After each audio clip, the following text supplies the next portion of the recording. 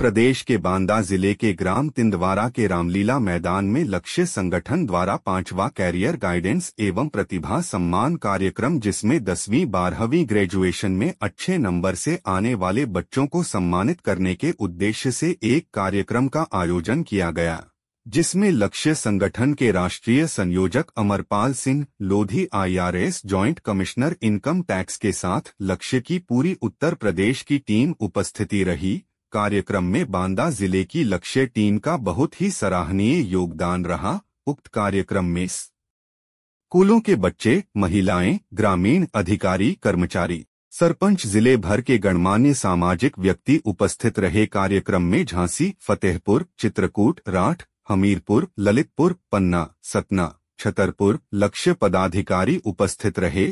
सभी बच्चों को जिन्होंने 10वीं 12वीं ग्रेजुएशन अच्छे अंकों से उत्तीर्ण हुए हैं, उन्हें सम्मानित किया गया। साथ ही लोधी समाज के वे बच्चे जिन्होंने किसी भी प्रतियोगिता में अच्छी सफलता हासिल की है, उन्हें भी सम्मानित किया गया।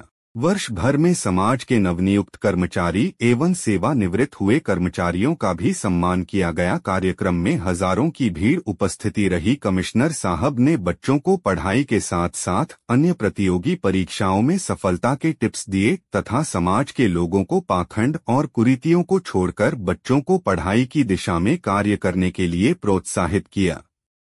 बांदा जिले की लक्ष्य टीम द्वारा कार्यक्रम के लिए बहुत ही शानदार व्यवस्थाएं की गई। बढ़ा सकते हैं। तीसरा और सबके लिए आसान तरीका है कि उस समाज के सब लोग उच्च शिक्षित हो जाए, पढ़ लिख जाए, तो भी समाज आगे बढ़ जाए। अब हम लोग अपने समाज को आगे बढ़ाना चाहते हैं, हमारे पास ऑप्शन क्या है? क्या हम सब लोगों के पास व्यापार का ऑप्शन है? व्यापार करने के लिए बहुत पैसा चाहिए और दिमाग। व्यापार वही कर सकता है जिसके पास कैपिटल हो, पूंजी हो और जिसके पास नॉलेज हो। तो हमारा समाज तो खेती मजदूरी करने वाला समाज है, हमारे पास ये संसाधन उपलब्ध नहीं है। दूसरा, राजनीति के लिए जागरूक होना और संख्या बल, दोनों चीजें मायने रखती हैं।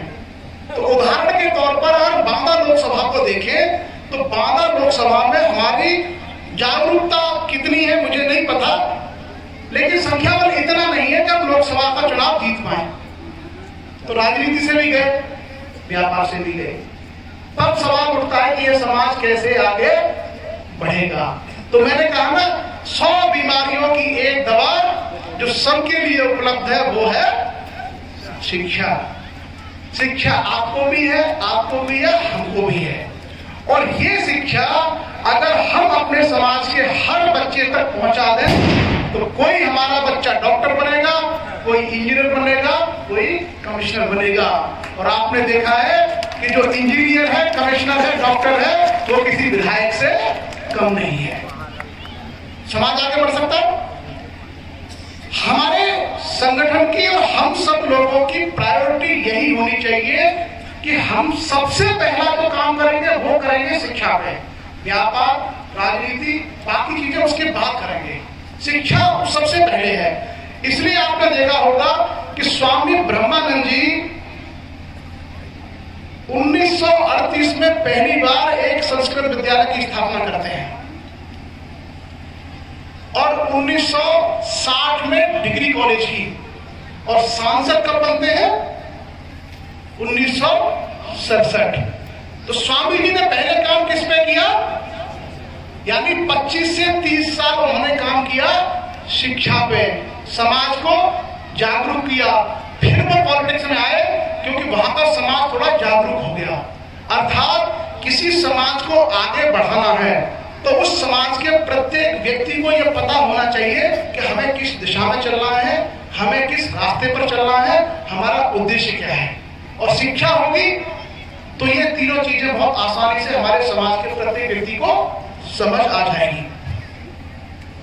देखो, मैं आपको बताता हूं कि किस तरीके से हम लोगों का अभी जागरूकता का स्तर है। आप में से जो महिलाएं यहां बैठी हुई हैं, आप माता जी जो लाल शॉल पहने, आप इधर आइए, भेज दिया आप इनको।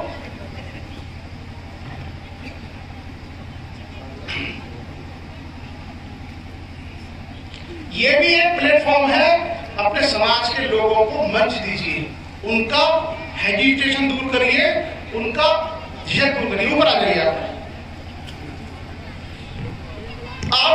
आप सिर्फ अपना परिचय बताइए और पढ़ाई कहाँ तक की है? पढ़ाई तो मैं एको नहीं करी। और आपका नाम? कविता सिंह। कविता सिंह। ये बताइए, उत्तर प्रदेश में सबसे बड़ा पद होता है राज्यपाल का, गवर्नर। उत्तर प्रदेश के राज्यपाल कौन है? आप।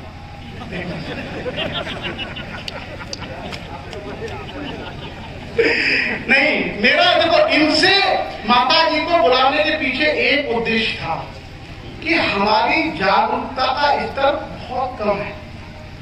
उत्तर प्रदेश की राज्यपाल एक महिला है, प्रदेश का सबसे बड़ा पद होता है राज्यपाल का। हमारी माता जी को उनका नाम नहीं पता, फिर भी इनका धन्यवाद इसलिए है कि ये चल करके शिक्षा के कार्यक्रम में आई है।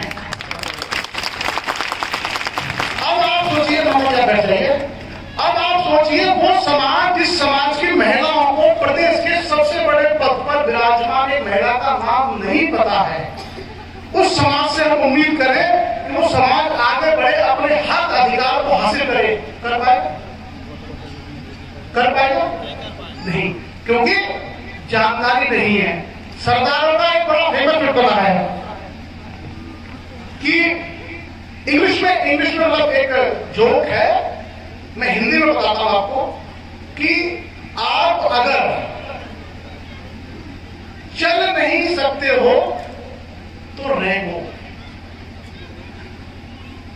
अगर आप, और हमारी लक्ष्य उत्तर प्रदेश की महिला प्रभारी उमा विश्वजीत लोधी, आपसे निवेदन करूंगा कि आप भी यहां आ जाएं। मैं आपको इसलिए बता रहा हूं कि हम लोग जो लक्ष्य है, कहने में नहीं, हम लोग करते हैं।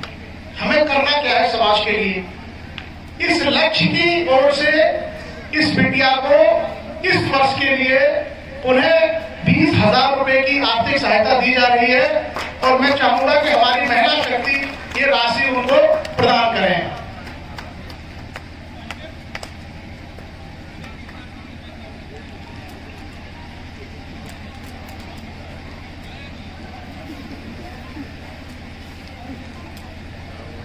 और ऐसे होनहार बच्चों के लिए जब कभी भी आवश्यकता होगी, लक्ष्य हमेशा खड़ा है।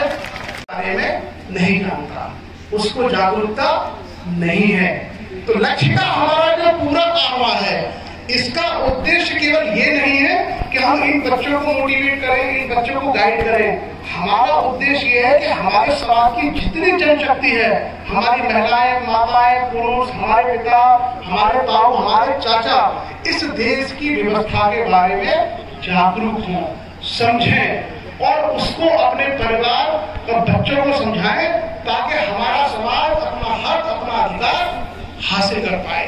अब ये बताओ, कौन बच्चा है जो बताएगा गवर्नर ऑफ यूपी का नाम है? तुमने तो ये अम्मा की बात पीछे छोड़ दी बच्चों।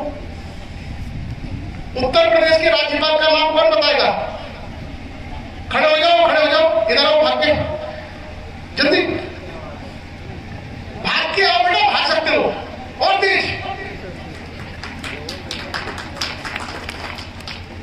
अब बताओ उत्तर प्रदेश के राज्यपाल। श्रीमती दुर्गा नागपाल, श्रीमती दुर्गा शक्ति नागपाल, श्रीमती दुर्गा शक्ति नागपाल। कोई आगे डीएम नहीं थी।